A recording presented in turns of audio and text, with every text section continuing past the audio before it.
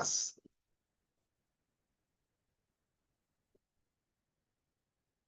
All right, all right. Hare Krishna. Welcome all of you to this class on the analogies spoken by Lord Krishna in Bhagavad Gita to explain the concepts.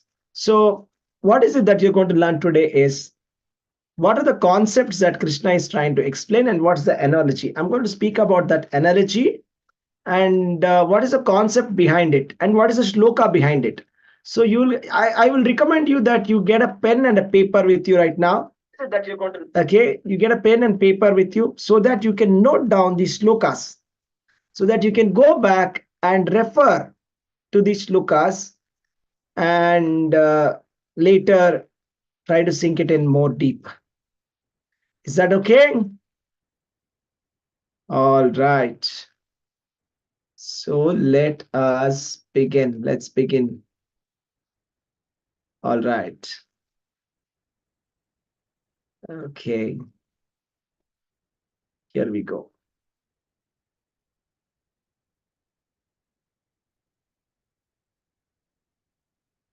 I'm sharing my screen. So welcome everybody to this class. Let's begin. Here is the analogy number 1. As the embodied soul continuously passes in this body from boyhood to youth to old age, a soul similarly passes into another body at death. That's the analogy. Okay, this is the verse for it. So before I go into the words, I would like to explain you what is this analogy all about.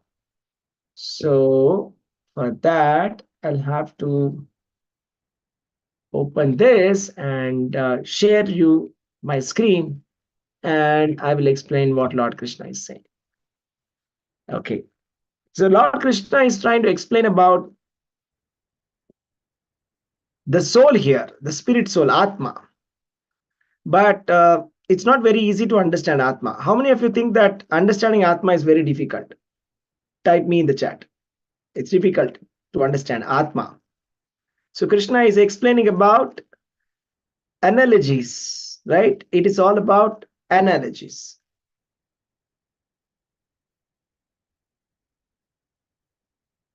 And we're starting with analogy number 1. So here we go. As a soul passes from childhood to, okay, childhood. Okay, here is childhood. Small baby. To youth. Okay, like here is a small boy. Okay, small boy.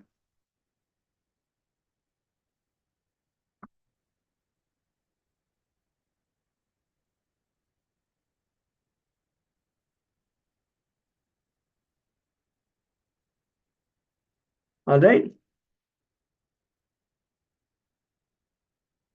Okay, small boy.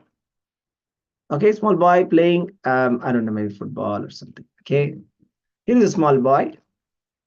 And here is a youth. Okay, so youth. So a young man. So young man.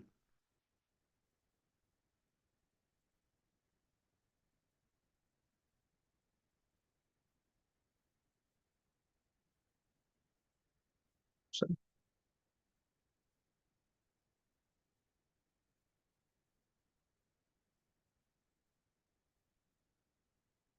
okay.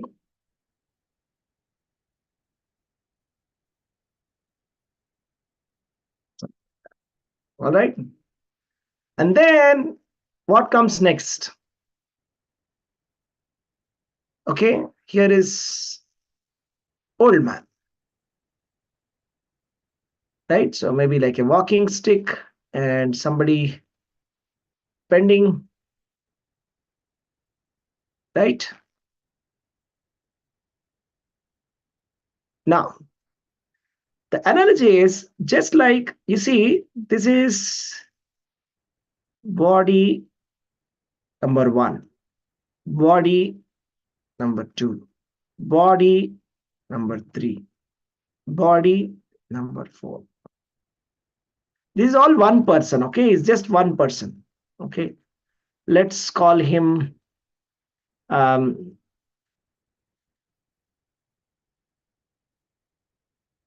Niket. Niket, when he was like a small child, he was like a very small child, small hair, little hair on his head, smiling. He could not even walk. Okay. Then he's like a small boy now, going to school.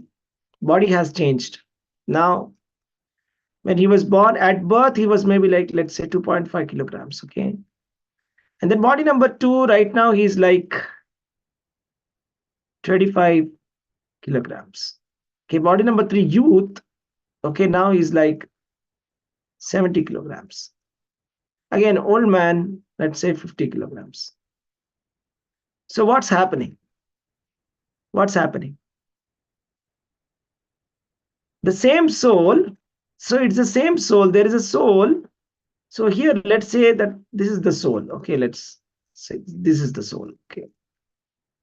The same soul, same soul, same soul, same soul. How many of you are getting what I'm saying? Okay, let's say it's like this. Okay, it's something like this. Okay. So this is what Krishna is saying. You see, the body is changing. How many of you agree to this? So commonsensical, isn't it? So what is changing? The soul is changing or not? Is the soul changing? What is changing?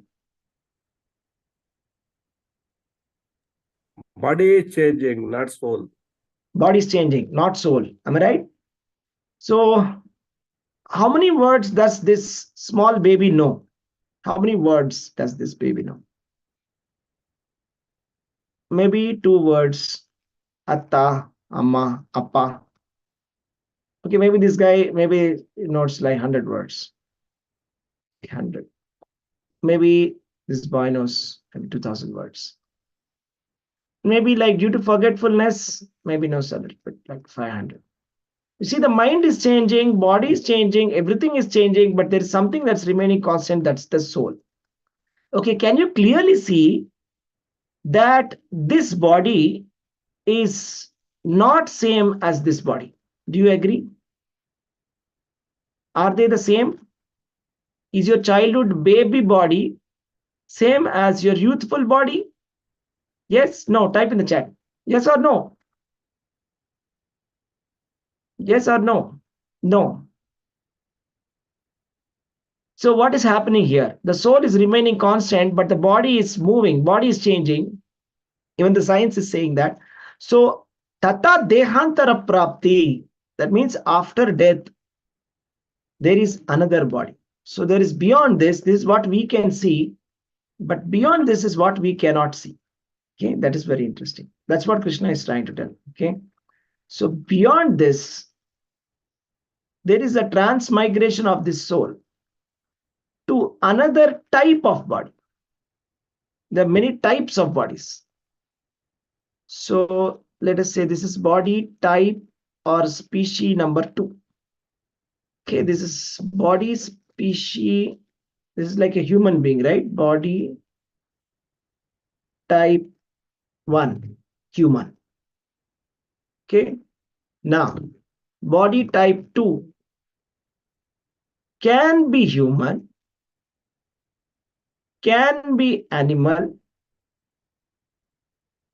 can be demigod, can be reptile. Are you getting what I'm saying? Possible. Okay. So this is what is called as the dehantara prapti. You see, this is the important point here. This is the point. This is the point. What we are trying to talk about. Tata dehantara prapti. This point. Okay. This is the key point. So after death, so getting another body, which is again starting with a small cycle, just like how a cycle starts, right? Like a cycle. So the cycle is like this, right? So the cycle is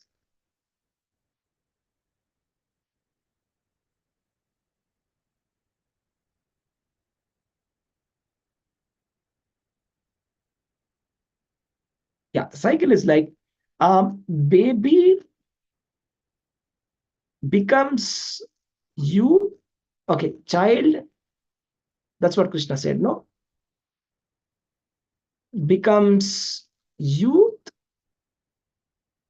becomes old, and after death,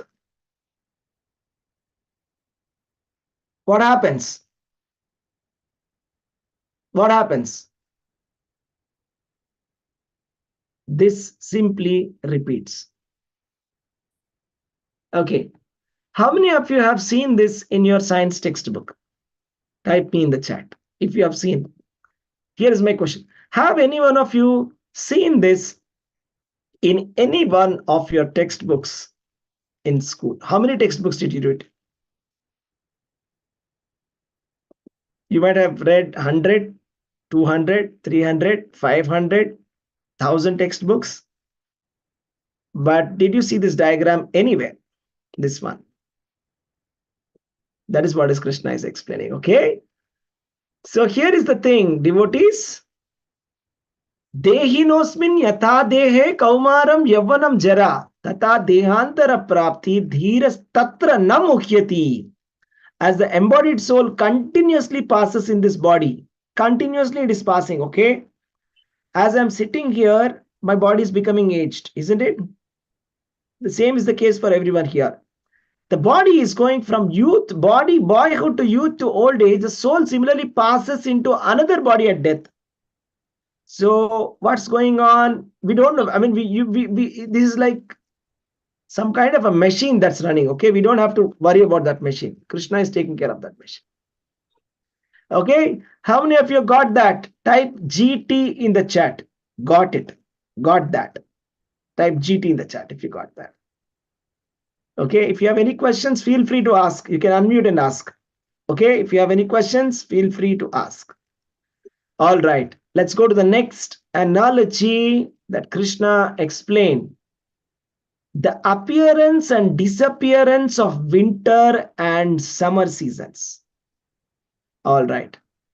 Can you people please tell me, like, okay, which city are you from? Type in the chat. Or you can unmute and say, what city are you from?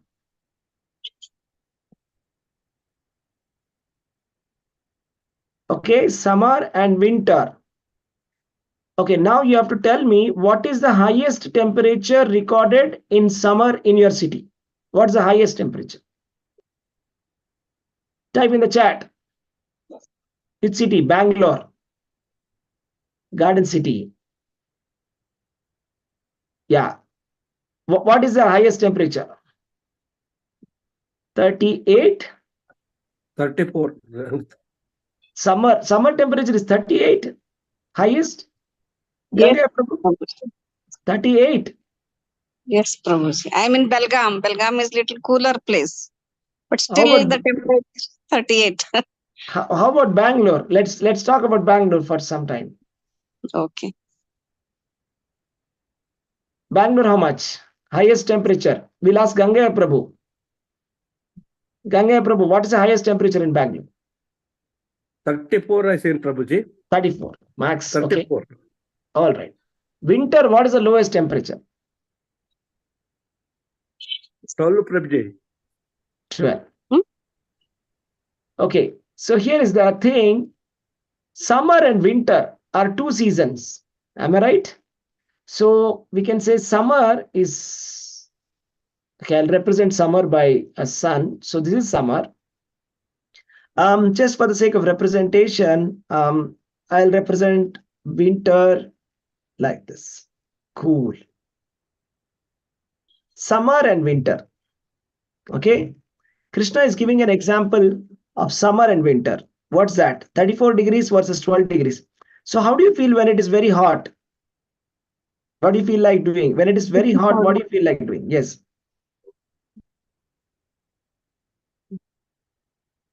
What do you do on a very hot day? Just stay at home. Stay at home and do what? Generally, drink a lot of water, juice, cool drink, ice cream. Yes. Yes. Okay. Winter. What do you do in the winter? Very cold night, winter night. What do you do? Mhm. Warm Hot clothing. water and Yes, Prabhu. hot water, Prabhuji. Hot water Hot and water, clothing. warm clothing, or sometimes Yes, Prabhuji. bonfire, heater. Right? Yes. There's a difference, right? Let's see what Krishna is saying. Okay, let us see what Krishna is saying about this. Here is the verse. Who can read this verse? I want one of you to please read this verse for me. Yeah, this one. 2.14 Bhagavad Gita. Let me show you this. Yeah, here. Hare Krishna Prabhuji. Yeah, go ahead, please. Hare Krishna Prabhuji. Then the pranam. Dharatram. Okay. Prabhuji 2.14. Yeah. 1 second. Prabhuji. Just a second. Okay. Bhagavad Gita 2.14.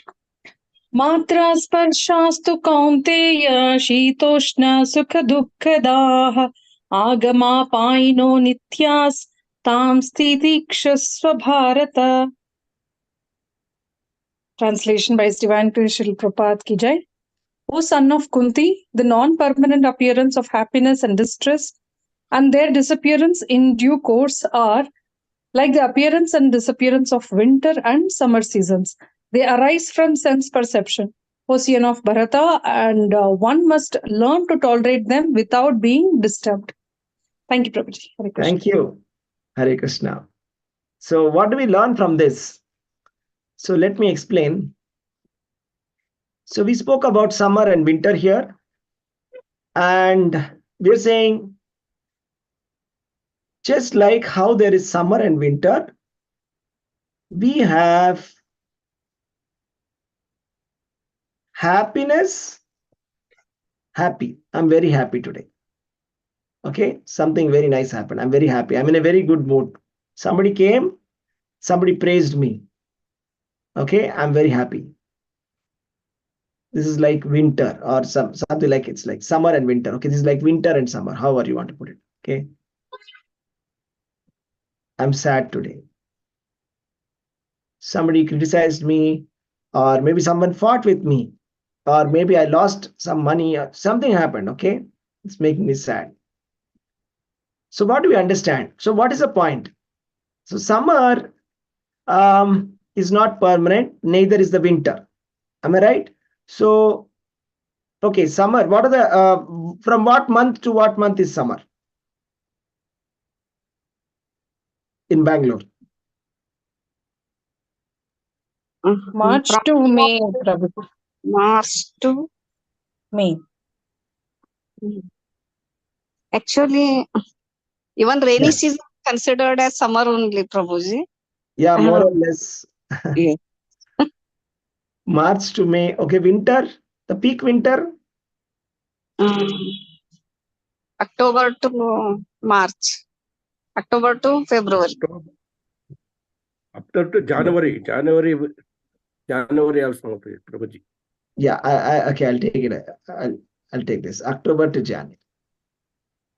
So when you're here, it's not going to last for long. Okay, October to January.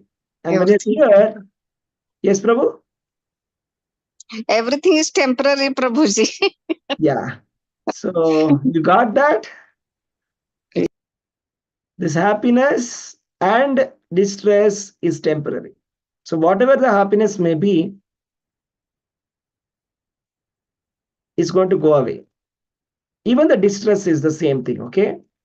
So the best thing is to learning to tolerate. So what is the one single word that we have to learn from this? Titiksha.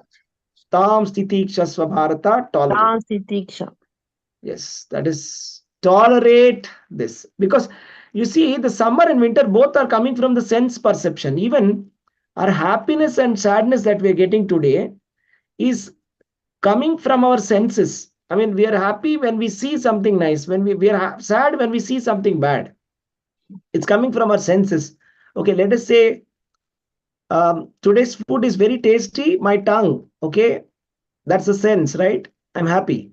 If it is not tasty, I'm sad. It's a tongue. Sensory perception, temporary. Whatever sadness, whatever happiness that we may get, it is going to go. It is not permanent. We just have to tolerate. Okay, this is a very important lesson of Bhagavad Gita, tolerate. There's also a very beautiful verse in Srimad Bhagavatam, okay, which says that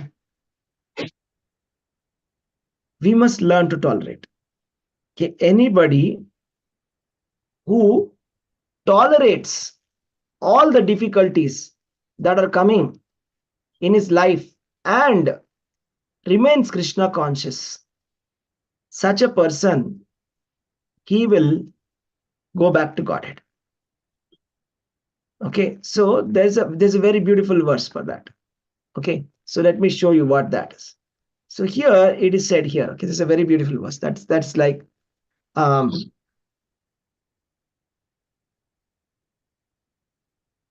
Tattenu kampam sushamikshamaano bunjana yevatma kritam vipaka. This is the verse. Okay, let me just show you that verse. So this is a very, very, very beautiful verse. It's a highlight verse of Srimad Bhagavatam. Okay, lot to learn from this. Let me show you this verse. Tattenu kampam susamikshamaano bhunjana yevatma krutam vipakam hrudvagva purbir vidadan namaste jiveta yo mukti pade sadaya bhag. Anybody can read the translation, please?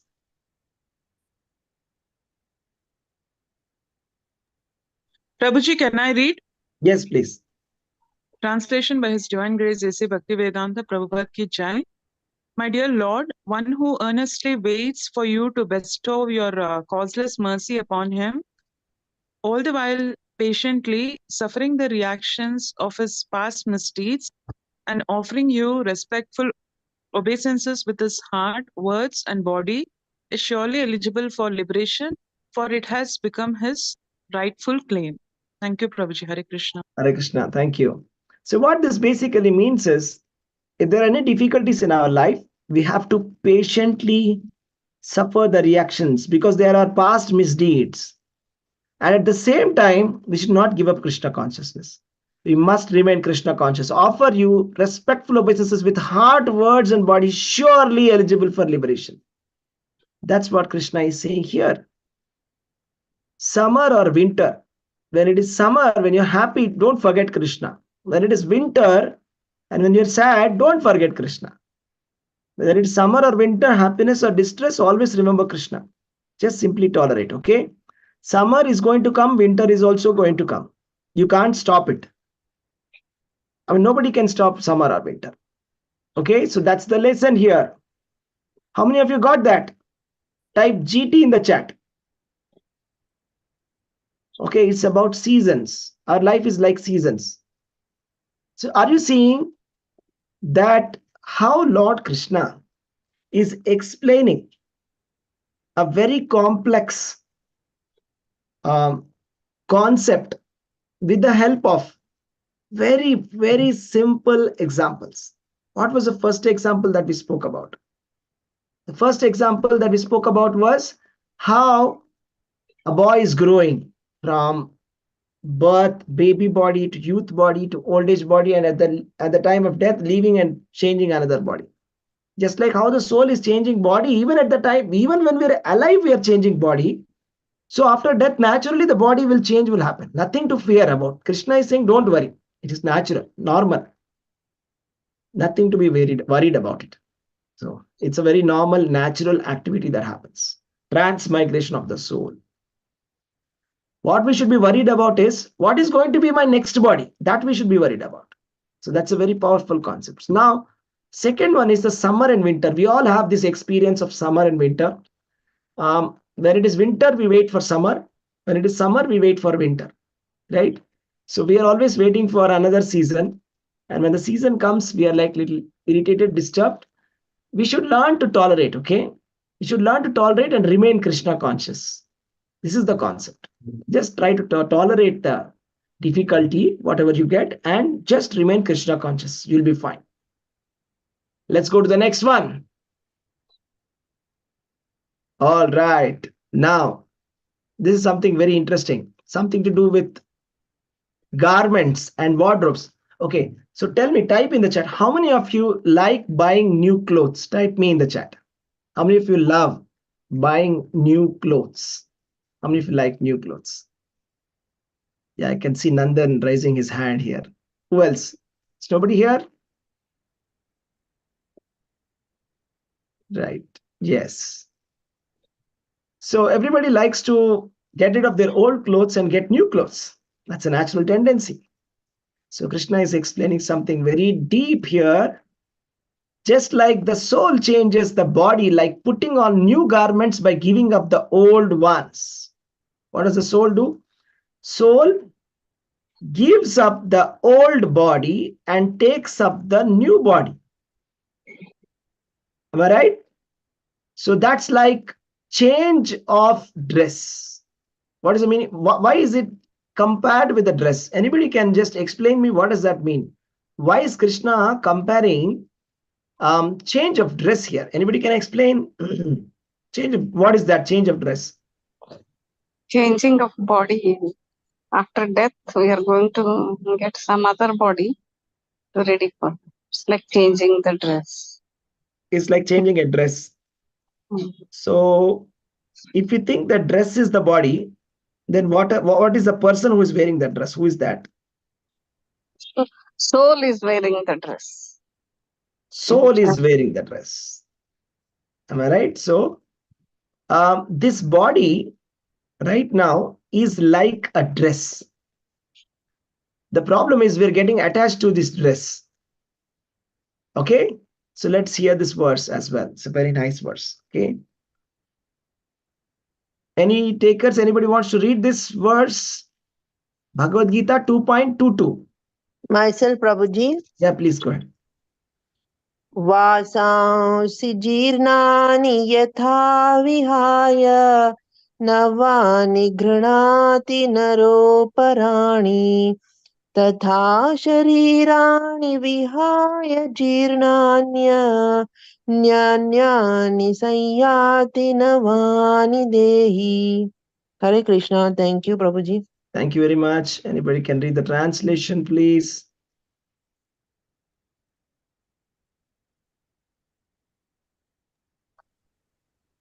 Yeah, Can I Prabhuji. Yeah, one of you. Please. Go ahead. Okay. Renuka Mataji, you wanted to read.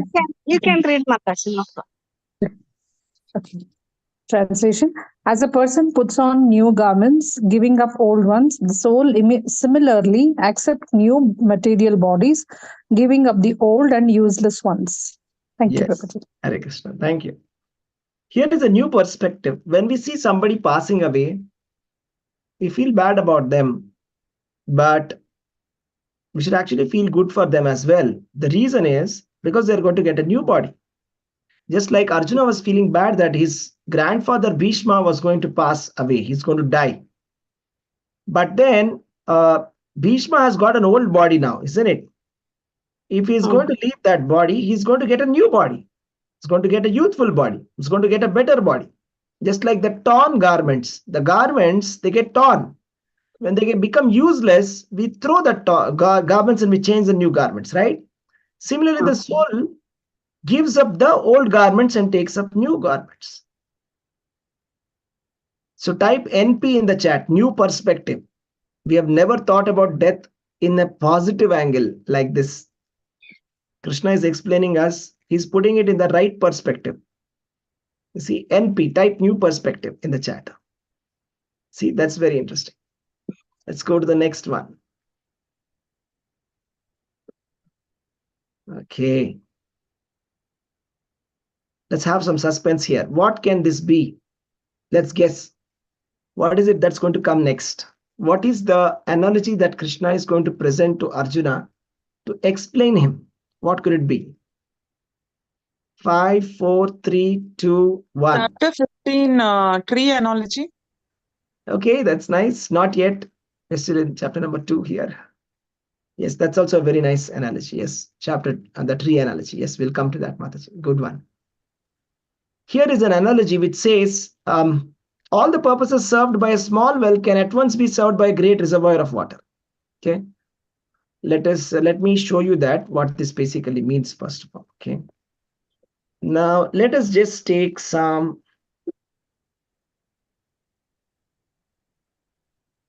small wells. Okay, let us say this is well number 1. Okay, this is well number 2. Okay, this is well number 3. Let's take the well number 4. Okay, now the 5th water body is not a well, but it is a huge reservoir of water.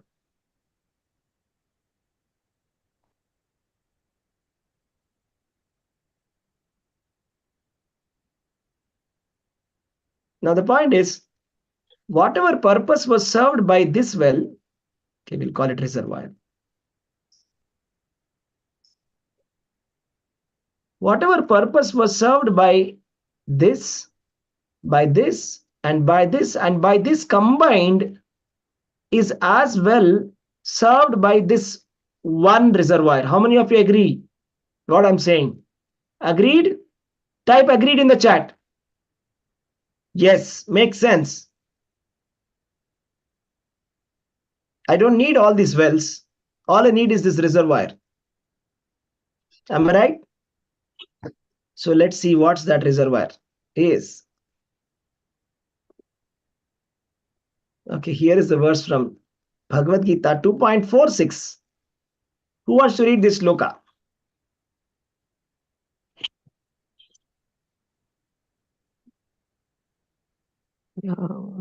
Krishna, can I? Yeah. यावन् अर्थ उदपाने सर्वतः सम्पृतोदके तावान् सर्वेषु वेदेषु ब्राह्मणस्य विजानतः. Yeah, a translation. All purposes served by a small well can at once be served by a great reservoir of water. Similarly, all the purposes of the Vedas can be served to one who knows the purpose behind it. Okay, thank you. So the point here is about the Vedas. All the purposes of the Vedas can be served to one who knows the purpose behind them. Okay, let us take this. Okay, let us say the Vedas purposes. What are the purposes of Vedas? Okay, let's put dharma, religious principles. Artha, economical development. Kama, sense gratification. And moksha, liberation. Okay, let us say there are 4 wells. This is one way to understand. Or maybe you can think of it like, okay, let's say that this is some kind of a religious process. Okay, I'll call it religious process number 1. Okay, like rituals, the ritualistic activities that we do at home. Okay, somebody is doing this vrat, that vrat, this vrat, that vrat, so many vrats that we do, right? Religious process number 2, religious process number 3, religious process number 4. Okay, each of them serving one purpose. If you do this, you're going to get this. If you're going to do this, you're going to get that. If you're going to do this, you're going to get that. That's something like that. So Vedas, or maybe let us say another way of understanding is, okay, let us say this is Rig Veda. Okay, this is Yajur Veda. This is Sama Veda. This is Atharva Veda. Okay, that is one way of understanding. Another way of understanding, okay, let's say this is the worship of demigod number 1. This is worship of demigod number 2. This is worship of demigod number 3. This is the worship of demigod number 4.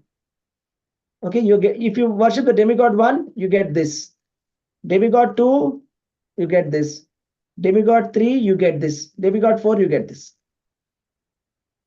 Okay, I'm giving you various examples. Okay, now all the purposes of the Vedas are served by one who understands the purpose of the Vedas. So what is the purpose of the Vedas? If you understand the purpose behind the Vedas, then everything is served. Dharma, Artha, Kama, Moksha, everything is served. What is the purpose behind the Vedas? So the purpose of the Vedas is to go to spiritual world. Okay. So there is a material world.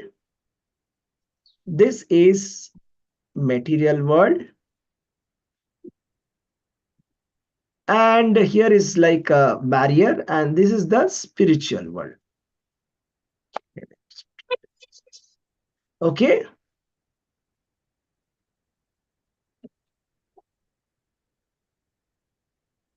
So where are we right now? Am I here or here?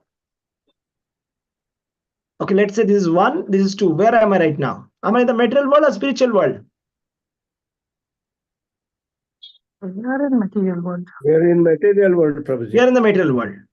So the purpose of the Veda is to take us from here to the spiritual world. In this condition of material world, it is repetition of birth and death. Okay. And in the spiritual world, no birth, no death. That is spiritual world. So this is the purpose of the Vedas. The purpose of the Vedas, more clearly, chapter number 15, verse number 15, Krishna says, Sarvasya chaham hridi sannivishto mattas smriti jnanam apohanam cha vedaischa sarvair ahameva vedyo vedanta krit veda videva chaham. The purpose of the Vedas is to understand Krishna, to understand the super soul. Even in the chapter number 13, Lord Krishna explains that the purpose of jnana, Arjuna asks, what is jnana? What is knowledge? What is jnaya, object of knowledge? What is jnana? What is knowledge? And what is the object of knowledge? Jnaya. Krishna says, knowledge is to be performing unalloyed devotional service and all the spiritual processes. To be approaching a spiritual master, that is knowledge. The object of knowledge is super soul. The object of knowledge is Krishna. So the object of Vedas is for us to be picked up from the material world to the spiritual world. That is what is called as asatoma sadgamaya, tamasoma jyotirgamaya, mrityoma amrutangamaya. What does that mean? Asatoma satgamaya. This is asat. Asatoma satgamaya. This is sat. Tamasoma. This is tamas. This is jyotirgamaya. Means light. Sat means truth. Asat means false. Material world is temporary, false. Tamas means darkness. Okay, darkness to jyotirgamaya. Mrityoma. Mrityu means death. From death to amrutangamaya. This is the purpose of Vedas. This is the purpose of them. So if you understand the purpose of the Vedas is to understand Krishna, that is, the only way we can become liberated is by Krishna consciousness. Actually, the Vedas say that only Lord Sri Krishna can give liberation. Nobody else can give the liberation. That's why his name is Muktinath. There is a temple in Nepal. It's called Muktinath temple. Krishna's name is Mukunda. Mukunda means Mukti Data iti Mukunda. He gives Mukti. That's why he's the only person who is called Mukunda. Nobody is called Mukunda. Nobody is called Mukunda. Only Krishna is called Mukunda. He gives liberation. So if you understand that the purpose of human form of life is this, Asatoma Sadgamaya, Tamasoma Jyotirgamaya, Mrityoma Amrutangamaya, then we realize the purpose of the Vedas is to know about Krishna. It is about Krishna consciousness. It is about getting liberated. For such a person who is performing Krishna consciousness, okay, here is a person who is performing Krishna consciousness. So there is no need of any wells. There's no need of any small wells because they are all small wells in front of Krishna consciousness. In front of the knowledge of Krishna consciousness, in front of Bhakti Yoga, which can give us everything. It can give us dharma, it can give us artha, it can give us kama, it can give us moksha, it can give us something beyond moksha, that is prema. And ritualistic process number 1, 2, 3, 4 can be hundreds of things. But actually the purpose of the Vedas is not to do all these ritualistic practices, but it is for getting a loving relationship with Krishna. You see, we may read Rig Veda, Yajurveda, Samaveda, Atharva Veda, but the purpose of the Vedas is to read the glorification of the Supreme Personality of Godhead. Actually, all the Vedas are incarnation of the Supreme Lord, which are pointing us towards the Father. Vedas are the mother, Krishna is the father, mother is telling, here is your father, Krishna. We can worship many demigods, but Krishna is the root or source of all the demigods. If you worship Krishna, you get everything. How many of you got this from this example by seeing this diagram? Yavanartha udapane sampluta samplutodake tavan sarveshu vedeshu brahmanasya vijanataha. How many of you are getting it now? Completely changed perspective. All the purposes served by a small well can at once be served by a great reservoir of water. Similarly, all the purpose of Vedas can be served by one who knows the purpose behind them. How many of you got that? Type KC in the chat. Krishna consciousness is that reservoir. Krishna consciousness is the great reservoir of water. Simply do Krishna consciousness. It includes everything. It includes everything. Krishna is trying to convince Arjuna, and Arjuna completely got convinced. In the beginning, Arjuna tried to say, you see, according to this, according to this is wrong, that is right, this is wrong. This. Finally, Krishna said, Sarva dharman parityajya mam ekam sharanam braja. Forget about everything. Abandon all varieties of religious principles and surrender unto me. I shall deliver you. Do not fear. Ma Shucha. Don't think that, oh, if I'm going to Krishna, doing Krishna consciousness, I'm not doing the previous activity, will I get a sin? Will I am not going to get what I was getting before? No. Don't have that doubt. Ma Shucha. Everything is included in Krishna consciousness. How many of you got that? Any questions? Got it? Type GT in the chat. Type GT. You got that. See how powerful these analogies are. Are you able to see the power of these analogies? How powerful they are, right? So that is Krishna. Krishna means the most knowledgeable authority in the world. That is Krishna. He has come, his incarnation itself is Vedas, and he himself has come to explain the Vedas. You don't have to take all the trouble to go through all the Vedas. Here is the summary. Here is the essence. Okay. Let's go to the next one. Okay, type BIO in the chat. Bring it on. Let's see what's the next one. Fifth one. It's going deeper and deeper, more and more powerful with each and every analogy. Let's see what's in store for 5. Here we go. Okay, there's something to do with the tortoise. How many of you like tortoise? How many of you like tortoise here? So tortoise, we're talking about tortoise here. So, all right. So the tortoise is very interesting. Maybe I'll just see if I can just show you something. Okay. So the tortoise is very strange. Okay. Tortoise, how it protects itself when there is a danger. How does a tortoise protect itself? Can anybody tell me? Unmute yourself and tell me. Yeah. What does a tortoise do? Very tolerative. Yeah. What? Prabhuji, it will sorry. Yeah. Tell me. Tolerant. Prabhuji, it will withdraw its limbs inside the shell. Yeah. Yeah. So let's just see that. And head also, Prabhuji. Yeah, everything goes inside. Am I right? Yeah. That's right. That's right. Absolutely right. Let me share a screen. Okay, here let's see a video here.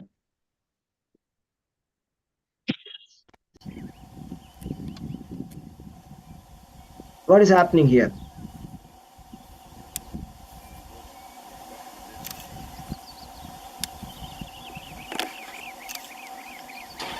Lion is taken for a ride. Here is a tortoise, but the tortoise has withdrawn all its limbs. Can you see that? And the lion has no clue what to do now. Okay. So it's a protection of the tortoise.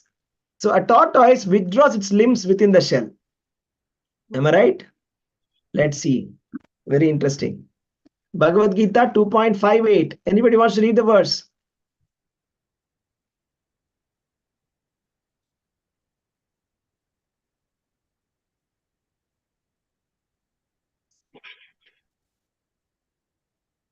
Who wants to read? Shall I, Prabhuji? Yeah, go ahead, Komala Mataji. Yes. Bhagavad Gita 2.58. Yada samharate chayam kurmonganiv sarvashah indriyanindriyarthebhyas tasya prajna pratishtita. Yeah, translation. Thank you, Prabhuji. Translation is not seen. Okay. Translation 1. Sorry. Sorry, is it too small?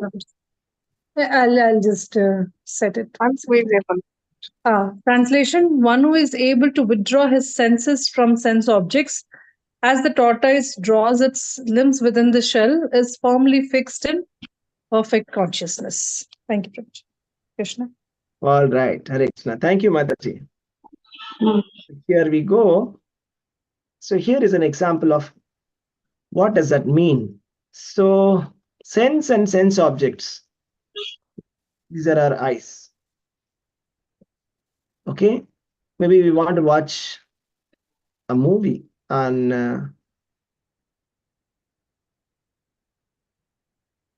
YouTube or some kind of movie on Netflix.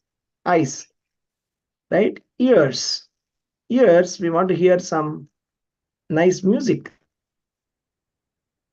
Something like this, right? So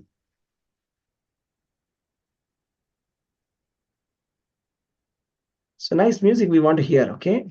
Some old movie songs, Kishore Kumar. Like that, tongue wants to eat something nice food, okay? Maybe a nice ice cream, right? So the skin wants like something like comfortable skin. And what's remaining? Nose, right? So this is the nose. So the nose wants to like have some nice fragrance, right? So nice scent, nice perfume, or like a flower, right? So a person who is situated in perfect consciousness, he's able to withdraw from the sense objects. Okay. One example that I can think of is like Arjuna. Okay, Arjuna, for example, he went to Indraloka. Okay, and when he went to Indraloka, there was Urvashi, okay, who came to Arjuna, and she tried to entice him, okay, to have a relationship with her. But then Arjuna was very restrained. He said that you are like my mother. So Arjuna, he was able to withdraw his senses like a tortoise. You see, what is interesting is if Arjuna was already in this perfect consciousness, right? How many of you are getting this question? Hey, come on. Yes, Arjuna, he was in perfect consciousness. When Urvashi tried to tempt him, he was not tempted. He was in perfect consciousness. He said, you are like my mother, I'm sorry. And he took the curse. to become a eunuch. But then now Krishna is explaining to Arjuna how a person is in perfect consciousness, how a person is fixed in perfect consciousness. Now, how do we understand that? Arjuna is already in perfect consciousness, supposed to be. Then what is happening? Why is Krishna explaining to Arjuna again then? Anybody can answer that?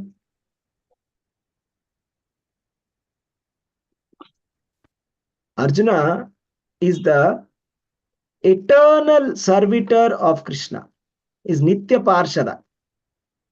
When Lord was Narayana Avatara, Arjuna was Nara. So he was all, Krishna says that there was never a time you were not there, nor I was there. I remember all my births, you don't remember your births.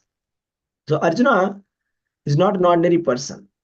He is acting for us. Okay, he's acting on the behalf of the conditioned living entity. It's like a drama. Okay, there are two drama artists. For example, they're both doing a dramatic role to explain something. You see, to explain something, they act as if, one person is like this, one person, then they're explaining. That's how we understand. But Arjuna is already in Krishna consciousness. How many of you learned something new first time? Type FT in the chat. First time you have heard this perspective. Arjuna is not an ordinary person. Okay, he is like fully Krishna conscious. He's fully in control. Okay, there is no incident that you can point out about Arjuna that he did something wrong. Never. Only during the beginning of Kurukshetra war, he became very disturbed. Apparently, again, that is the pastime of Lord Krishna. So that Arjuna becomes disturbed like that, then Krishna can give knowledge to Arjuna, and we all can learn from that. So how many of you are learning something from Arjuna and Krishna? Type me in the chat. You're learning something. How to be fixed up in perfect consciousness. Be a tortoise. What does a tortoise do? Take the limbs inside. Don't engage with the sense objects. Okay, it's a bad idea to engage with the sense object. The moment you see, whenever you see something which is very tempting to you, you must identify that as a sense object.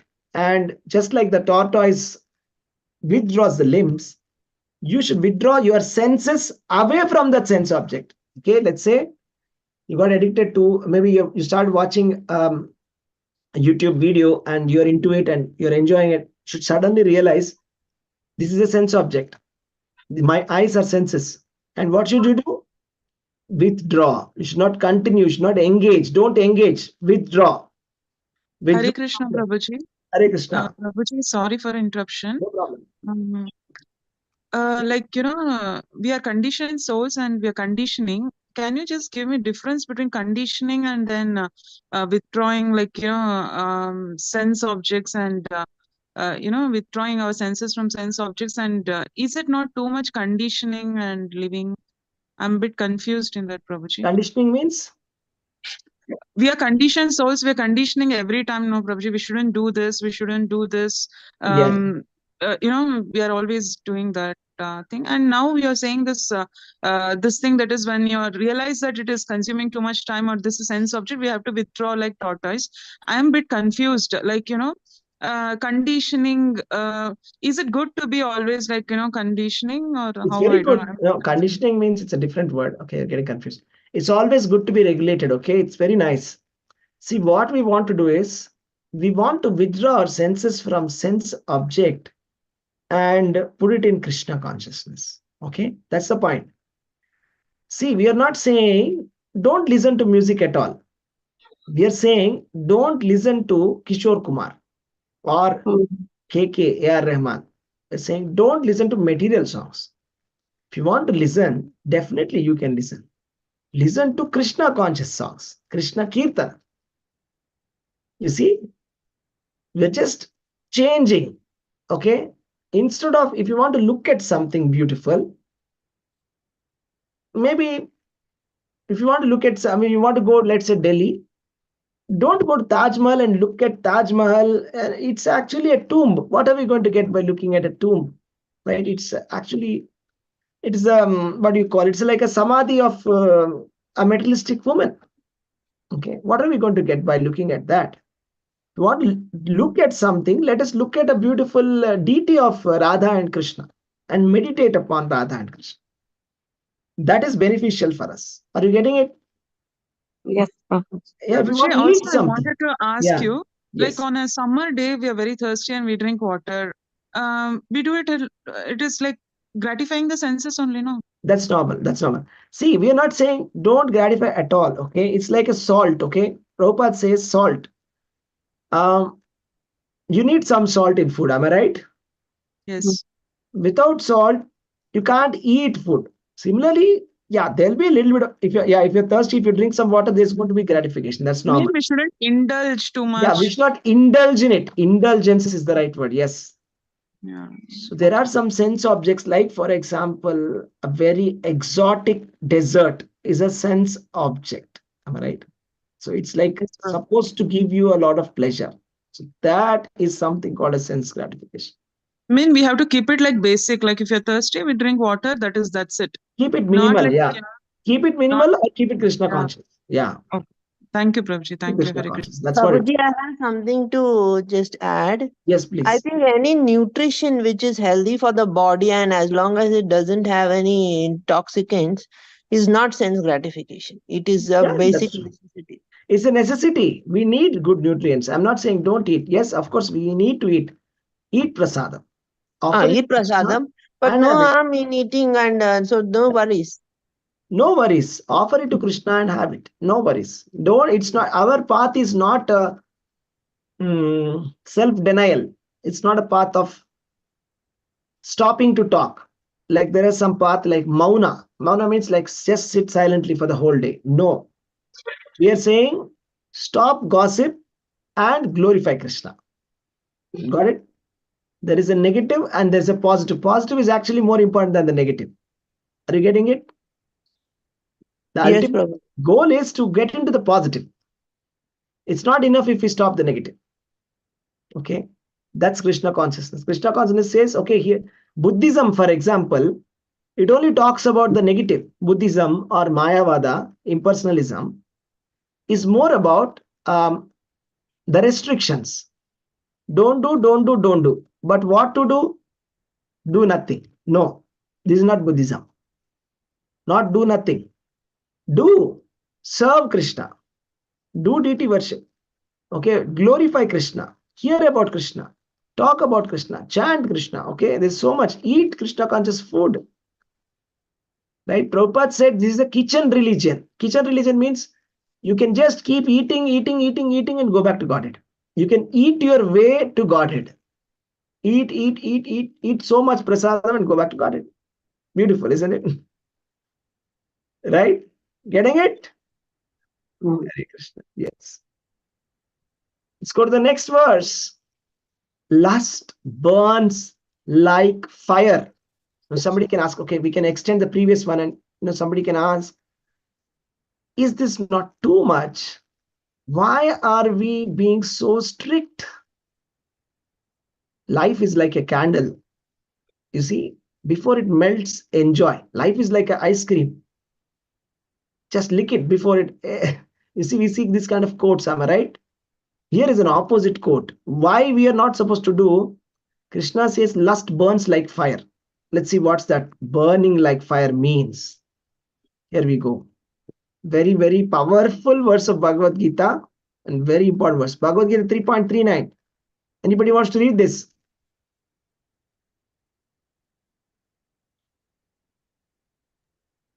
Prabhuji, can I read?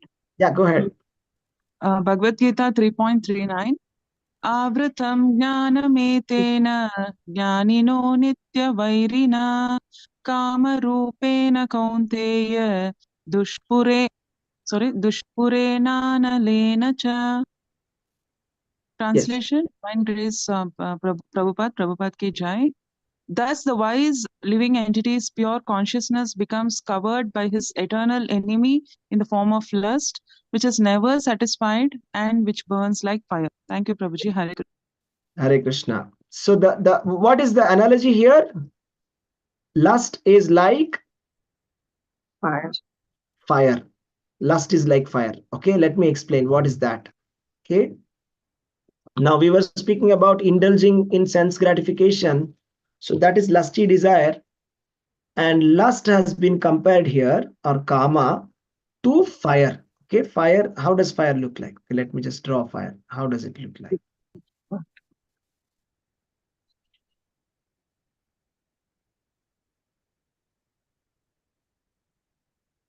Something like this. Am I right? Okay, here is some wood. Now tell me something. If I supply some wood to this fire, is this going to extinguish or increase?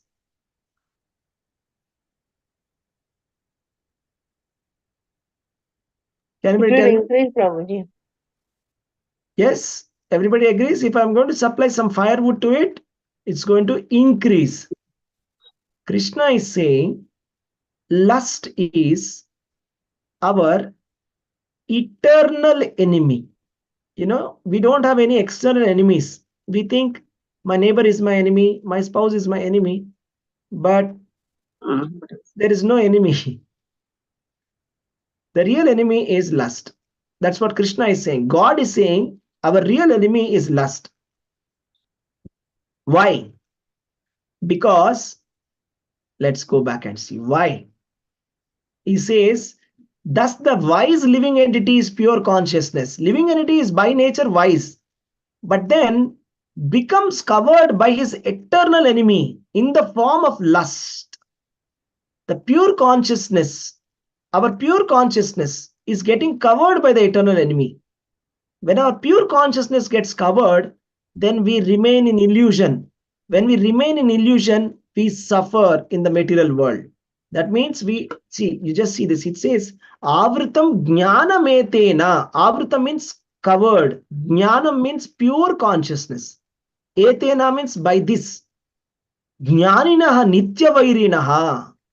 It is an eternal enemy. Nitya means, Nitya Mataji, you are here. Nitya means Yes, eternal. Prabhuji. Nitya means daily is the Yeah, meaning that's of also one. Yeah, everything. Nitya is Yeah. eternal, daily, different meanings. Yes. Thank you. Nitya means eternal. Okay. Vairina means enemy. Nitya Vairina means eternal enemy. Okay. So this karma is so dangerous because it covers our pure consciousness. Our pure consciousness is Krishna consciousness. Every living entity is Krishna conscious. Every living entity is in pure Krishna consciousness, has relationship with Radha and Krishna purely. But it is getting covered and more covered. Okay, just like we should be very careful about this sense gratification. We cannot think that, okay, just one, let me, like, for example, okay, let me just watch this Netflix movie or web series, only one episode, let me finish this episode. Okay, can anybody tell me, with who has a little bit of experience here, binge watching, what happens after you finish that episode? Prabhuji, it is like addiction. It more and more. They take one episode in such a way that it will trigger our. It will end in such a way that it is giving way to the next episode. What is going to happen in the next, and And you want the next, right? You complete want the crazy. next. Yes, And we are next. so crazy. We are so crazy that we'll be waiting for another season also. We'll be awaiting when then they will release promo. Then they will trigger. It is like completely making us addicted more and more. Yeah, it's Yes. very bad, but it's an addiction. Yeah. Instagram Reels. So you didn't want to watch the Reels, okay? Somehow you opened Instagram by mistake. You opened, and then you saw something funny, something interesting. Ha ha ha. He hoo hoo hoo. Swipe. What happened? Next one. Next one. Next one. Next. Finally, if you see the time, it Next will be one. 2 hours, 3 hours, Prabhuji. 3 hours gone. 3 hours gone. What did you do? Nothing. This is Nitya Vairina, eternal enemy. It is better we stop. If we think, okay, 5 minutes, let me just 5 minutes, only one episode, only one gulab jamun, only one I will have. That's all. I'll stop after that. After eating one, it will trigger, I want three.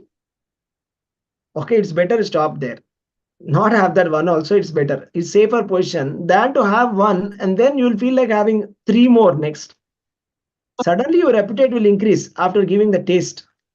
See, that is called, you know, that's why it actually, the problem with this is, okay, everybody can happily enjoy, no problem. But the problem here is, the more we gratify our senses, the more we indulge in sense gratification, in lust, the more we go away from our pure consciousness, the more we go away from knowledge, the more we go away from Krishna. And then it is only going to cause and end up in suffering. We just simply suffer more in this material world. The more knowledge we have, the less we suffer. Simple. Knowledge means less suffering. How many of you want less suffering? Raise your hands. Raise your hands. How many of you want to suffer less in this world? You don't want to suffer more. You want to suffer less. Okay, if you want to suffer less, stay in knowledge.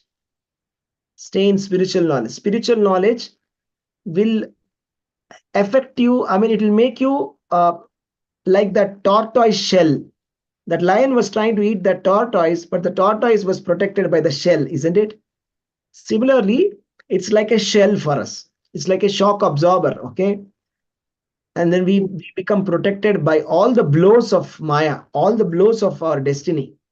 We become protected and we remain stable and sane. Otherwise, we'll go mad. We'll go mad with what all is going to happen with us by the destiny. We cannot just take it, okay? Destiny is so cruel. Time is so cruel. We can't take it. It's better to follow Krishna. Krishna's advice. Okay, let's go to the next one. Analogy number 8. Blazing fire turns firewood to ashes. Now, how many of you have got an experience of this? That you had to burn something away, maybe some clothes or maybe some unwanted dirt, unwanted things which you accumulated. Okay, maybe you're gardening and a lot of twigs and leaves came, and then you just put on the fire and then you just switched it on and everything became ashes. Did that happen? Did you do it? Did you see that, experience that? Yes? No? Yes. Type yes in the chat. Yes. Yes, Prabhuji, yes. Now, what is that blazing fire that turns firewood to ashes? And what is that firewood and what is that ashes? Let us see. Yathaidhamsi samiddhognir bhasmasat kuriterjuna jnanagni sarva karmani bhasmasat kurute tatha. As the blazing fire turns firewood to ashes, O Arjuna, so does the fire of knowledge burn to ashes all the reactions of material activities. That means karma. Okay, all our bad karma. Okay, all our bad karma. You see, everybody in India knows this, right? Whenever we suffer something which is unexpected, whom do we blame? Karma. Am I right? How do we justify? Karma. Somebody is like suffering, we say karma. Is it not? It's our karma. Everybody is suffering their karma. Now this karma is going to cause suffering for us. Now, how do you extinguish or how do you terminate this karma, finish off this karma? What is the process? The process is this, that if you supply fire to wood, the wood will become into ashes. When it becomes ashes, it is no longer wood. It is transformed from wood to ashes. Similarly, our karma can be also turned to ashes by this spiritual knowledge. By spiritual knowledge, whatever we are learning, all our past karma, bad reactions, everything can be cleared. How many of you want to clear your karma? Type me in the chat that you want to clear your karma and you want to be happy. Then you have to take up this fire of Krishna consciousness. This Krishna consciousness is like a blazing fire which can completely turn all our bad karma into ashes. Okay, so that's the analogy number 8. Let's go to the next analogy. Let's see what is in store. The sun lights up everything during the daylight. Is it a day or night right now where you are staying? Night. Just go and look outside. How dark is it? Just take a look at the outside. Is it dark? Yes, Prabhuji. And just imagine now, close your eyes and just imagine if the sunrise starts, how it would be, your environment around you, okay, outside the window. Slowly, Okay, Prabhu. slowly, the darkness would be dissipated. Am I right? And during the midday, exactly now it is 7:51, tomorrow morning at 12 noon, how it would be? Would it be dark? It would No. be bright. It would be bright. So let's see what Krishna. So what is this sun and what is the darkness and what is the daylight? Let us see that. Anybody wants to read?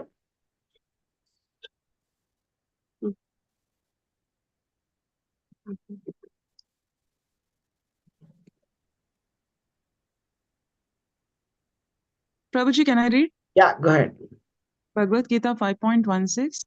ज्ञानेन तु तत् अज्ञानम् येषां नाशितम् आत्मनः तेषाम् आदित्यवत् ज्ञानम् प्रकाशयति तत्परम्. Translation by His Divine Grace A.C. Bhaktivedanta Srila Prabhupada ki jai. When, however, one is enlightened with the knowledge by which nescience is destroyed, then his knowledge reveals everything as the sun lights up everything in the daytime. Thank you, Prabhuji. Hare Krishna. Thank you. So just like the knowledge destroys the nescience, means darkness. If you have knowledge, our darkness is destroyed. Similarly, this Krishna consciousness, knowledge, it reveals everything like the sunlight, lights up everything in the daytime. Right? So right now, what is the darkness that we have? Can you give me an example of what is the darkness that we have? Tell me some of the dark concepts that we are stuck with. Tell me. I am this body. I am this body is the first and foremost biggest darkness that we have. Second, I will Attachment. never die. I will never die. Next, Attachment, Prabhuji. attachment to sense objects, attachment to people, attachment to objects, attachment to people. That's also darkness. Okay. What else?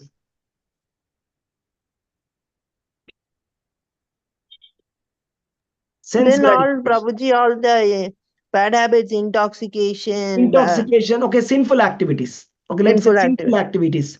Sinful activities is like the darkness. What is the darkness? Sense gratification is darkness.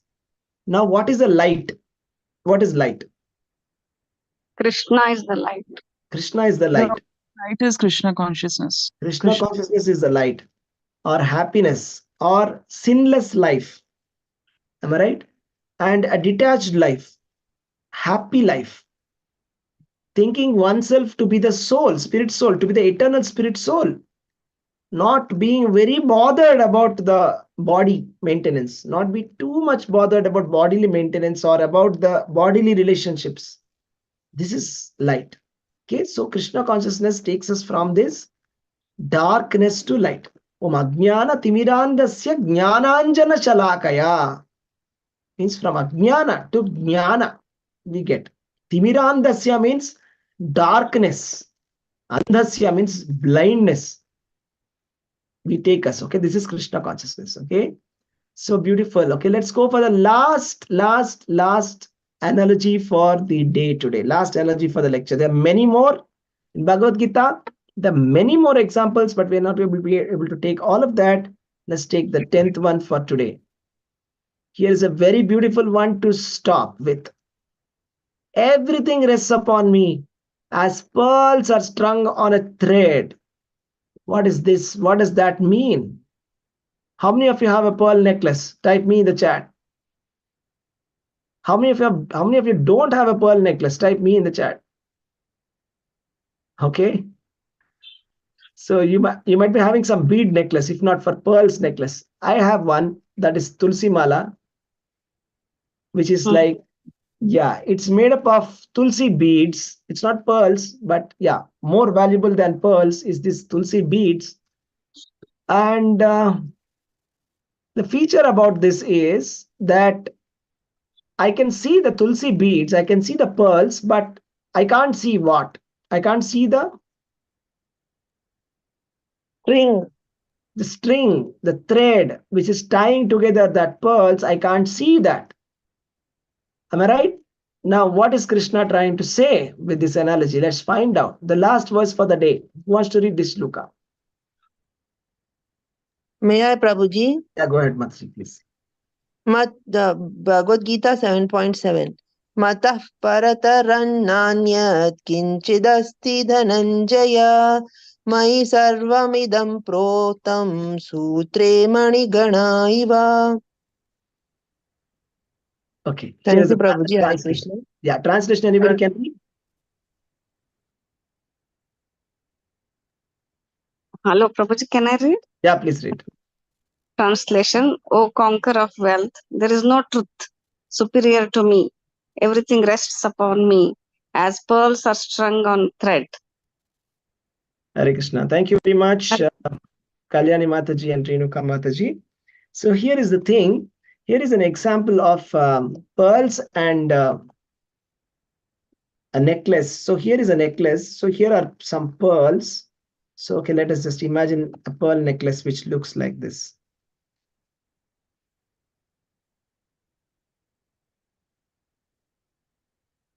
Okay, you can't see the thread. There's so many pearls here. But the main thing is the thread, invisible thread which is there inside. That is actually, putting these pearls together. Okay.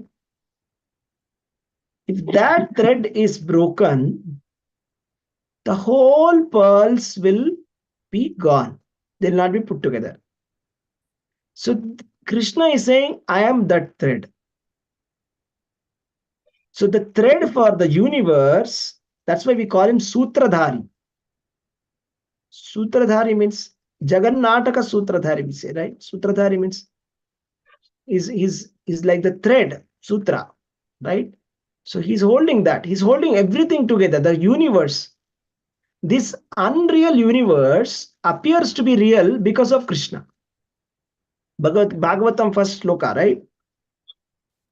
Just like we see water is seen on fire, okay, and water is seen on land, and fire is seen on water. Fire is seen in water, and water is seen on land. Mirage, right, in a desert.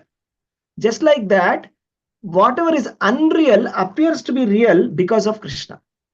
Krishna is the cause for everything. Sarva Karana Karam. This material world is simply put together temporarily for the sake of it's also a pastime of Krishna. That we living entities, we are taking this very seriously. We become very serious, extremely serious about this. But, this material world is very temporary.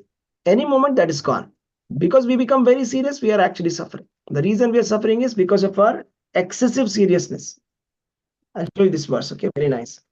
So if I go to Veda-based Srimad Bhagavatam, Canto number 1, chapter number 1, verse number 1, the most beautiful verse of Srimad Bhagavatam, the first verse, Janmadhyasya yataha. Just see this beautiful verse. What does it say? It says, Oh my dear Lord Krishna, Son of Vasudeva, O all-pervading personality of Godhead, I offer my respectful obeisances unto you. I meditate upon Lord Sri Krishna because he is the absolute truth and the primeval cause of all causes of creation, sustenance, and destruction of the manifested worlds. He is the directly and indirectly conscious of all manifestations, and he is independent because there is no cause beyond him. It is he only who first imparted the Vedic knowledge unto the heart of Brahmaji, the original living being. By him, even the great sages and demigods are placed into illusion. As one is bewildered by the illusory representations of water seen in fire or land seen on water, only because of him do the material universes, temporarily manifested by the reactions of the three modes of material nature, appear factual, although they are unreal. This is what I wanted to say. Even all the material universes are temporarily manifested by the three modes of material nature. They appear to be factual. We think that they are factual, but they are unreal.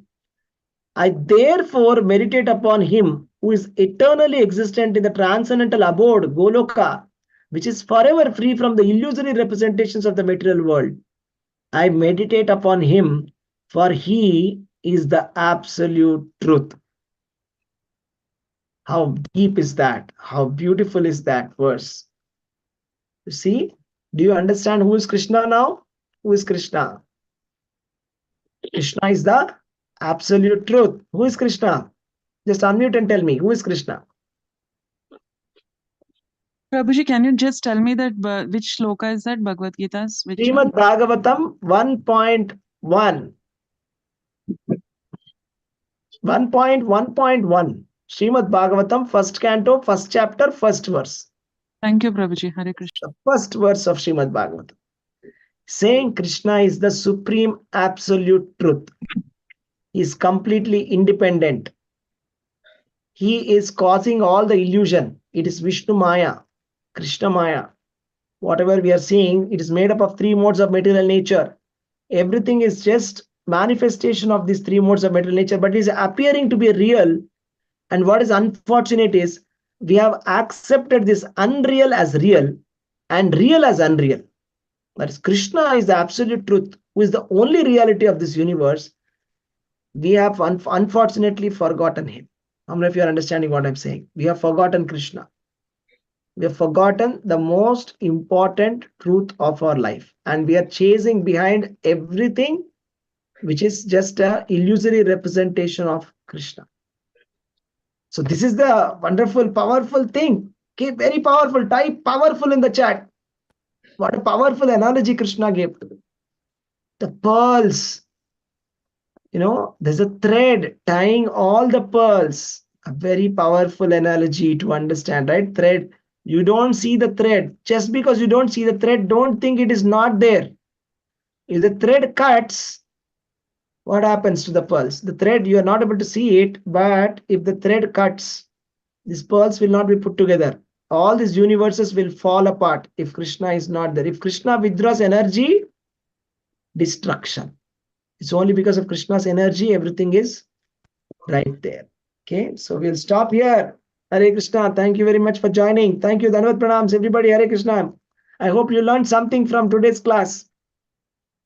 How many of you learned something? Type me in the chat. Okay. Hare Krishna.